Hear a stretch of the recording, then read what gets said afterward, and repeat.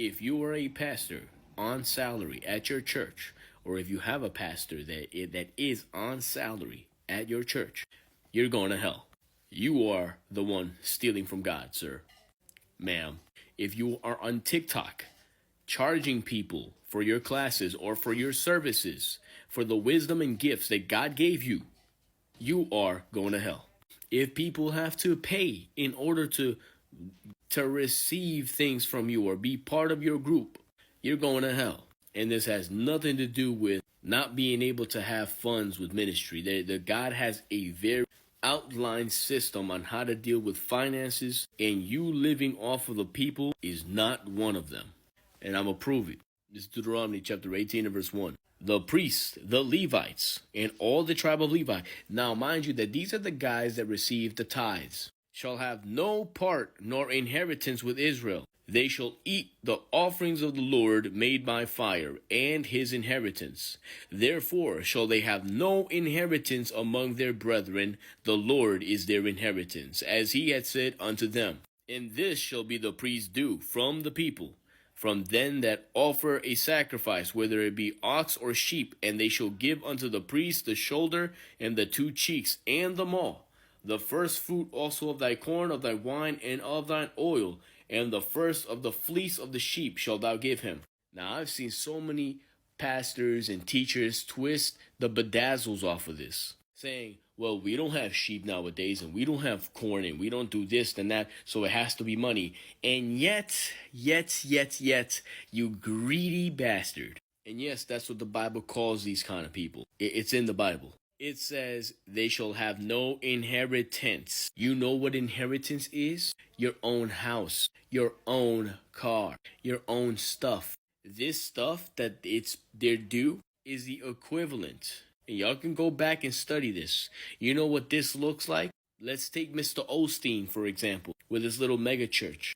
What this looks like is that Mr. Osteen and his family lives in the megachurch, and all his deacons live in that same megachurch, and all his ushers also live, and all his music production, everybody lives in the church. The church is open literally every day, and the church is also full of food, clothing, water, anything that poor people would need or anybody would need, supplies that Mr. Osteen and his compatriots could live off of as long as it's within the megachurch, that same location. But also, anybody at any time can come into the church and get these supplies and what they need for their house and their family for free.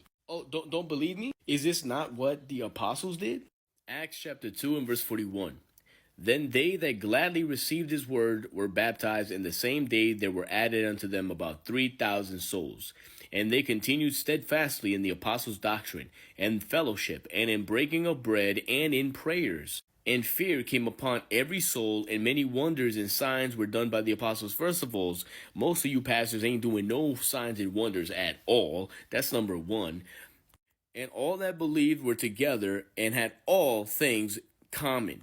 Mr. Pastor, if your church members don't all have all things common, and you're not using them lovely tithes of yours or that lovely check of yours to make sure that everybody in your church has all things in common like you do and have everything that you have, you're going to hell.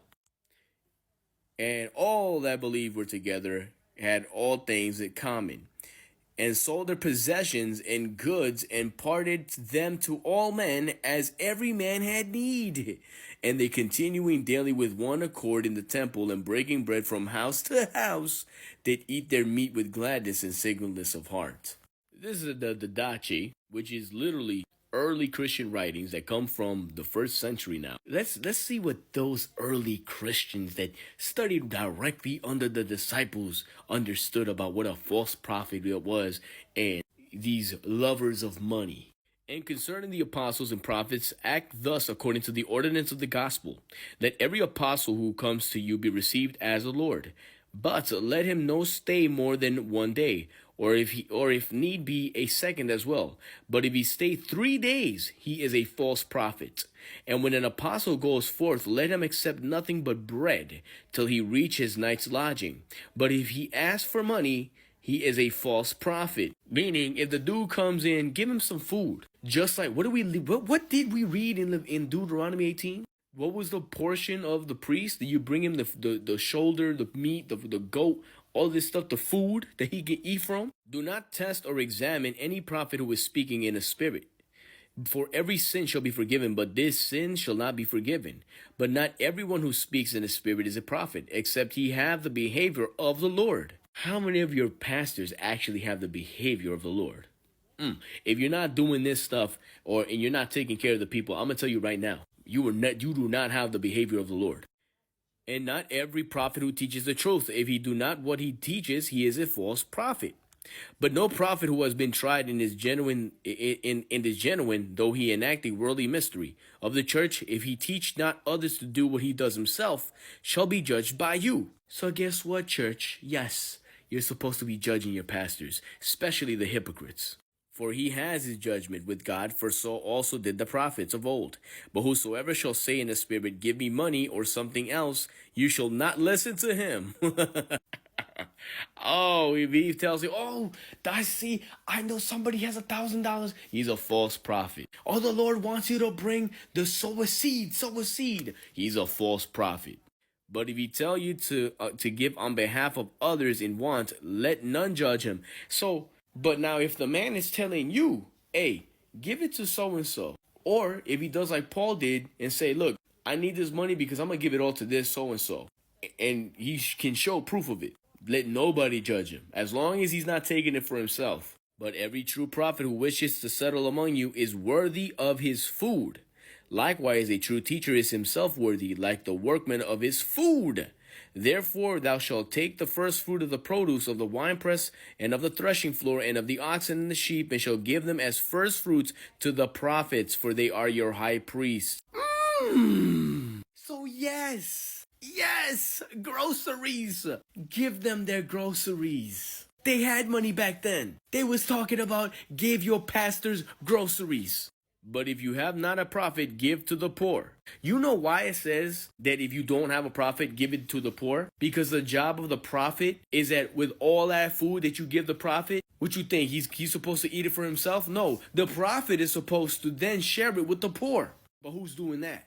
If thou makest bread, take the first fruits and give it according to the commandment. Likewise, when thou openest a jar of wine or oil, give the first fruits to the prophets. Of money also and clothes and all your possessions, take the first fruits as it seemed best to you, and give according to the commandment. So even when you do want to get, it says, as it seems best to you. It should never be a demand. It should never be a subscription. It should never be what you pay. They are telling you. The real Christians, the original Christians are telling you. It was always 100% donations. If you were going to give money, you know why? Because you also see that in the Old Testament. Because then you took the money and then they bought food with it and shared with not only the poor, but with you too. The one who gave. Appoint therefore for yourselves bishops and deacons worthy of the Lord, meek men, and not lovers of money, and truthful and approved, for they also minister to you the ministry of the prophets and teachers. Therefore do not despise them, for they are your honorable men together with the prophets and teachers. Now tell me, how many of these pastors and preachers out there are doing what the original Christians ordered? Y'all going to hell. Share. This needs to go viral. Send it to and tag every pastor that you know that is on salary. God is about to execute heavy judgment through all America, through all American churches in the name of Jesus. Turn around your whole structure of your church and do this, or God is going to judge you too. Oh, but how am I going to pay my bills? Get a job, sir, ma'am. Get a job. And if the people agree, they can help you with some bills here and there. But not from you lying to them. You get help just like everybody else gets helped. And everybody's needs are met.